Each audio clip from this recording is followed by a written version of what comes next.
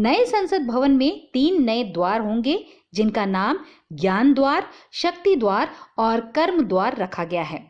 इस भवन में महात्मा गांधी, सरदार वल्लभ भाई पटेल, भीमराव अंबेडकर और चाणक्य की ग्रेनाइट की मूर्तियां भी स्थापित की जाएंगी। नए संसद भवन का सबसे अहम हिस्सा संविधान हॉल को भवन के बीचों बीच बनाया गया है। साथ ही अशोक स्तंभ को नए संसद भवन में शिखर पर लगाया गया है।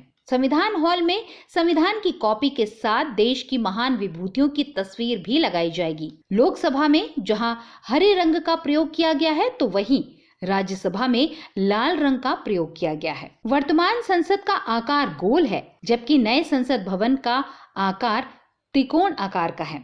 नया संसद भवन केंद्र सरकार के सेंट्रल विस्टा रीडेवलपमेंट प्रोजेक्ट का हिस्सा है और इसे बनाने का टेंडर टाटा प्रोजेक्ट्स को साल 2020 के सितंबर माह में दिया गया। इसके आर्किटेक्ट बिमल पटेल हैं, जिन्हें 2019 में पद्मश्री से नवाजा जा चुका है। जहां एक तरफ नए संसद भवन को लेकर देशवासी काफी खुश हैं, लेकिन वहीं विपक्ष के कुछ लोगों ने इसका बायकॉट करने का भी ऐलान किया है। हालांकि आमंत्रण सरकार की ओर से सभी को भेजा गया है, लेकिन फिर भी इस सौगात के उद्घाटन को लेकर भी विवाद हुआ। यहाँ तक कि लोग सुप्रीम कोर्ट तक पहुंच गए, लेकिन सुप्रीम कोर्ट ने याचिका खारिज कर दी। बहरहाल 28 मई को इसका उद्घाटन हो रहा है और इसी दिन विनायक दामोदर सावरकर जी की 140वीं जयंती भी है, जिसे भी लेकर लोग कई प्रकार की बातें कर रहे हैं। सेंगोल यानी कि राजदंड को लोकसभा स्पीकर के दाईं तरफ स्थापित करने का निर्णय लिया गया है।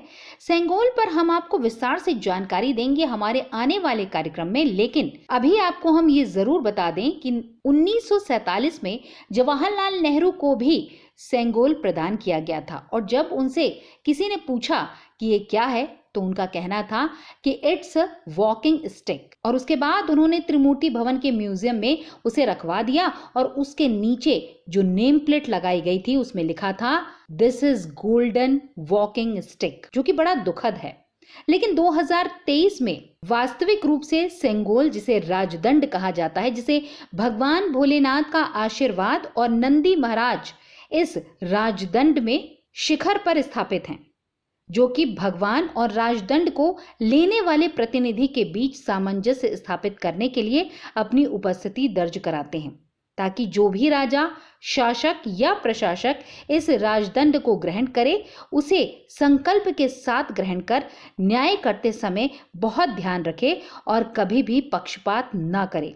साथ ही इसमें एक खास बात यह भी है कि सेंगोल के शिखर में जो नंदी आपको दिखाई दे रहे हैं, वो संविधान के पहले ही पृष्ठ पर सबसे पहले चित्रित किए जा चुके हैं, जिसका श्रेय अलंकरणकर्ता ब्योहार राम मनोहर सिन्हा को जाता है।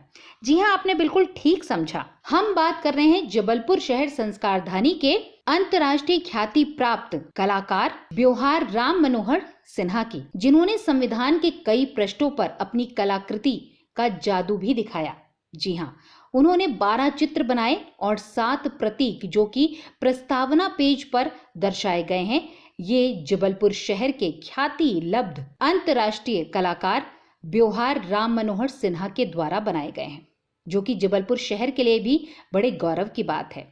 साथ ही हम आपको बता दें कि लोकसभा की जो थीम है वो हमारे राष्ट्रीय पक्षी मोर के रूप में बनाई गई है और राज्यसभा में कमल के फूलों की कलाकृतियां आपको दिखाई देंगी। नया संसद भवन काफी हाईटेक है, क्योंकि हर सदस्य के आगे मल्टीमीडिया डिस्प्ले और लैपटॉप रखा गया है, यानी कि पूर्णतया कागज से मुक्त। साथ ही संसद भवन में मीडिया के लिए 530 सीट भी लगाई गई है और पब्लिक के लिए 2 गैलरी भी बनाई गई है।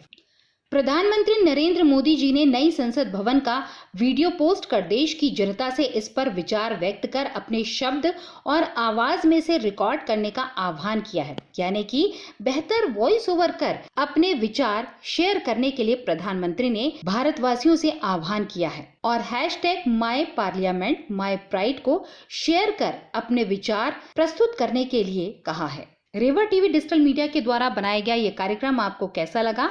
आप अपने विचार कमेंट बॉक्स के साथ इसे लाइक और शेयर कर जरूर प्रकट करें और चैनल को सब्सक्राइब करना बिल्कुल ना भूलें, क्योंकि हम हैं रेवा टीवी डिजिटल मीडिया, जन की आवाज।